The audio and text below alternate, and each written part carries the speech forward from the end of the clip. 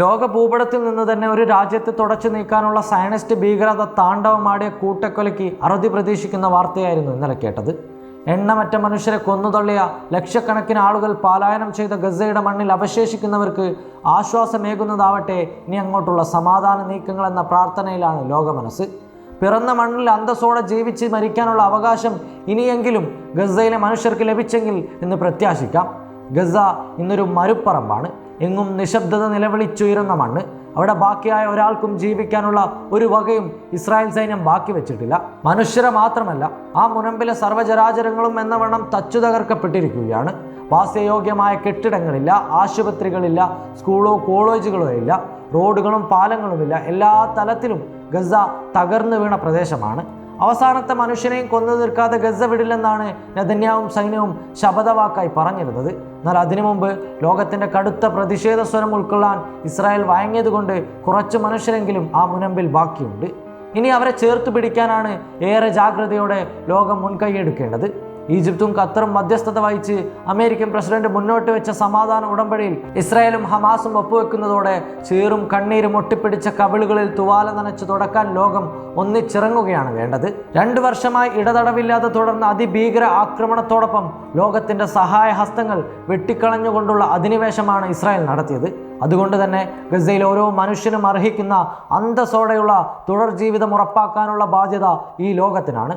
Gaza നേരിടുന്ന കടുത്ത ഭക്ഷ്യക്ഷാമം, കുടിവെള്ള ദൗർലഭ്യം, ആരോഗ്യരംഗത്തെ പ്രതിസന്ധി, അടിസ്ഥാന സൗകര്യങ്ങളുടെ അഭാവം തുടങ്ങിയ എല്ലാ മേഖലകളിലും സജീവ ഇടപെടൽ അനിവാര്യമാണ്.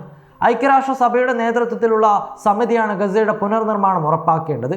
എന്നാൽ വെടിനിർത്തൽ കൊണ്ടുവരുന്നതിന് അമേരിക്കൻ പ്രസിഡന്റ് ഡൊണാൾഡ് ട്രംപ് നിർദ്ദേശിച്ച 20 ദിന പദ്ധതി ഫലത്തിൽ ഇസ്രായേൽ ആധിപത്യം തുടരാനുള്ള അജണ്ട ഉൾക്കൊള്ളുന്നുണ്ട് എന്നുള്ള വിമർശനം ഇതിനകം ഉയർന്നു കഴിഞ്ഞിട്ടുണ്ട്. ഇക്കാര്യത്തിലുള്ള ആശങ്ക അറബ് ലോകം പ്രകടിപ്പിക്കുകയും ചെയ്തിട്ടുണ്ട്. ട്രംപ് നിർദ്ദേശിക്കുന്ന പദ്ധതി പ്രകാരം ഗസയുടെ യുദ്ധാനന്തര ഭരണത്തിലോ പുനർസംഘടനയിലോ ഹമാസിനെ ഉൾപ്പെടുത്തില്ലെന്ന് പറയുമ്പോഴും ഇസ്രായേലിന് എല്ലാ വിധത്തിലുള്ള കൈകടത്തലുകൾക്കും അവസരമൊരുക്കപ്പെടുന്നുണ്ട്. അതാവട്ടെ മേഖലയിൽ വീണ്ടും അസമാധാനത്തിനുള്ള വഴിയൊരുക്കലാവും. ആഗോളതലത്തിലുണ്ടായ കടുത്ത പ്രതിഷേധ സാഹചര്യവും ഒപ്പം ആഭ്യന്തര പ്രതിസന്ധി രൂക്ഷമായതുമാണ് ആയുധം താഴ്വെക്കാനുള്ള അനുനയത്തിലേക്ക് ഇസ്രായേലിനെ നിർബന്ധിതമാക്കിയത്. അത് വ്യക്തവുമാണ്. ഗസയിലെ അധിനിവേശം തുടങ്ങിയ നാൾ മുതൽ ഇസ്രായേൽ ബെഞ്ചമിൻ നെതന്യാഹുവിനെതിരായ ജനകീയ പ്രതിഷേധം ശക്തപ്പെട്ടിരുന്നു. തുടക്കത്തിൽ ഹമാസ് ബന്ദികളാക്കിയ ഇസ്രായേൽ പൗരന്മാരുടെ മോചനവുമായി ബന്ധപ്പെട്ടാണ് ജനങ്ങളിൽ പ്രതിഷേധമുയർന്നതെങ്കിൽ പോകെ പോകെ അത് നെതന്യാഹുവിൻ്റെ യുദ്ധക്കൊതിക്കെതിരായി ശക്തിയാർജിച്ചു. അനിശ്ചിതമായ യുദ്ധം കാരണം രാജ്യത്ത് ഏർപ്പെടുത്തിയ നിയന്ത്രണങ്ങൾ, രൂക്ഷമായ വിലക്കയറ്റം, പ്രതിപക്ഷ പ്രക്ഷോഭം, അമിത നികുതികൾ എന്നിവയുടെ പേരിൽ ജനങ്ങളിലുണ്ടായ എതിർപ്പ് ഗസ യുദ്ധത്തോടെ ഊറിക്കൂടുകയായിരുന്നു. 2 പതിറ്റാണ്ടോളം കുൽസിത മാർഗങ്ങളിലൂടെ അധികാരത്തിൽ തുടരുന്ന നെതന്യാഹുവിനെതിരെ പ്രതിപക്ഷം നടത്തുന്ന നീക്കങ്ങൾക്ക് ജനകീയ പ്രതിഷേധം ശക്തി പകരുകയും ചെയ്തു. ഏറ്റവും ഒടുവിൽ യുദ്ധം നിർത്തൂ, ബന്ദികളെ മോചിപ്പിക്കുന്ന ആവശ്യവുമായി തെരുവിലിറങ്ങിയത് ലക്ഷക്കണക്കിന് ആളുകളാണ്. സ്വന്തം പാളയത്തിൽ ഉൾപ്പെടെ വിവിധ ശബ്ദങ്ങൾ ഉയർന്നതോടെ ഗത്യന്തരമില്ലാത്ത അവസ്ഥയിലായിരുന്നു നെതന്യാഹു. അമേരിക്കയുടെ ചങ്ങാത്തത്തിലൂടെ തനിക്കെതിരായ ആഭ്യന്തര ആഗോള പ്രതിഷേധങ്ങളെ അവഗണിക്കാനാകുമെന്നാണ് നെതന്യാഹു കരുതിയത്.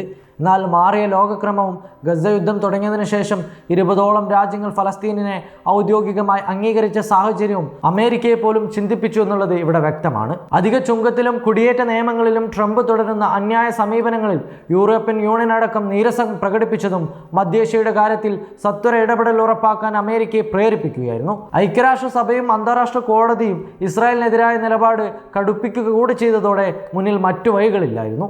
വൈകിയെങ്കിലും അനേകം മനുഷ്യക്കുരുതിക്ക് ശേഷമാണെങ്കിലും ഗസയിൽ സമാധാനം പുലരുന്നത് കാണാനാണ് ലോകം ആഗ്രഹിച്ചത്. അതിനുള്ള വഴി ഒരുങ്ങുന്നതാണ് ഇന്നലെ ഉണ്ടായ പ്രഖ്യാപനം. സമാധാനം പുലരാനും ഗസയിലെ മനുഷ്യരുടെ അതിജീവനം ഉറപ്പാക്കാനും ലോകത്തിൻ്റെ നിരന്തര ജാഗ്രതയോടുള്ള ഇടപെടലാണ് ഇനി ആവശ്യം. ബന്ദികളെ മോചിപ്പിക്കൽ, ഇസ്രായേൽ തടവിലാക്കിയവരുടെ മോചനം, ഗസയിൽ നിന്നുള്ള ഇസ്രായേൽ സൈനിക പിന്മാറ്റം, ഗസയിലെ വികസന പ്രവർത്തനം, പലായനം ചെയ്യപ്പെട്ടവരെ തിരികെ എത്തിക്കൽ, ആഗോള സഹായം അനുവദിക്കൽ തുടങ്ങിയ കാര്യങ്ങളിൽ ഏകപക്ഷീയമായ തീരുമാനങ്ങളല്ല, നീതിപൂർവകവും മനുഷ്യത്വപരവുമായ സമീപനങ്ങളും നടപടികളുമാണ് ഉണ്ടാവേണ്ടത്. യുദ്ധക്കെടുതി നേരിടുന്ന ഗസയിലെ ജനങ്ങളുടെ സമാധാനപൂർണമായ തുടർ ജീവിതം ഉറപ്പാക്കാനുള്ള മാനുഷിക ബാധ്യത ലോകമേറ്റെടുക്കണം. സമയബന്ധിതമായി പുനർനിർമ്മാണം നടത്തി ഗസക്കാർക്ക് അവരുടെ മണ്ണിൽ തലയുയർത്തി നിൽക്കാൻ കഴിയേണ്ട സാഹചര്യമാണ് ഏറ്റവും വേഗത്തിൽ ഇനി ഉണ്ടാവേണ്ടത്. waytonikah.com, the exclusive Muslim matrimonial site.